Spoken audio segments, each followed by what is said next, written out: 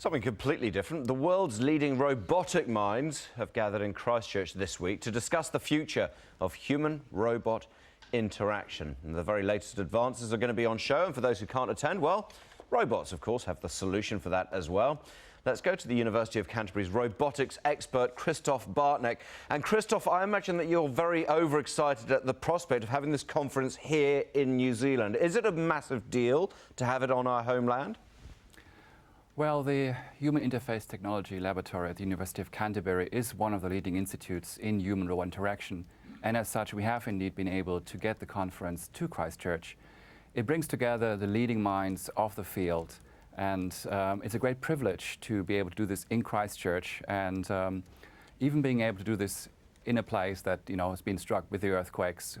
Being able to get an academic conference is quite an achievement. You talk about Christoph, you talk about these great minds. You talk about this being an academic conference, but how many people actually bring the toys with them? And toys is probably not the expression you would use, but because part of this must just be about being able to actually see what people have been working on.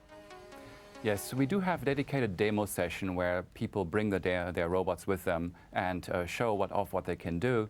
But of course, shipping all these robots to Christchurch across the ditch is quite an exercise. So we do have robots, but not that many. So this is more about having a look at how technology has progressed and basically how we use and how we will use robots into the future. Indeed, we're looking at robots that are made for interacting with humans. So we're not looking at robots that do manufacturing and they're caged off and you can't touch them. No, we're looking at robots that you can touch, that you can talk to. And the question is, how can we design them so that they're best suited for human interaction? Christoph, it always amazes me how we often see, when we talk about human interaction robots, we see the latest sort of quirky humanoid, mainly out of Japan, but they don't seem to yet still do a great deal. Am I being unfair on the development, or are we around the corner from this, I don't know, this huge exodus of humanoid interactive robots? No, what we do essentially is academic research. It means we are looking 10, 20, 30 years ahead in time. Right. So these are not robots that you can buy next week in the shop. That's not going to happen. And but that's also our task as scientists, is to develop the future, and we're right onto it. So what is the future going to look like? Let's talk about 30 years' time. What do you think we will have? Well, I hope so. I don't no longer have to do my dishes, that's for once. And second of all, I believe that robots can play also an important role in our society as social actors.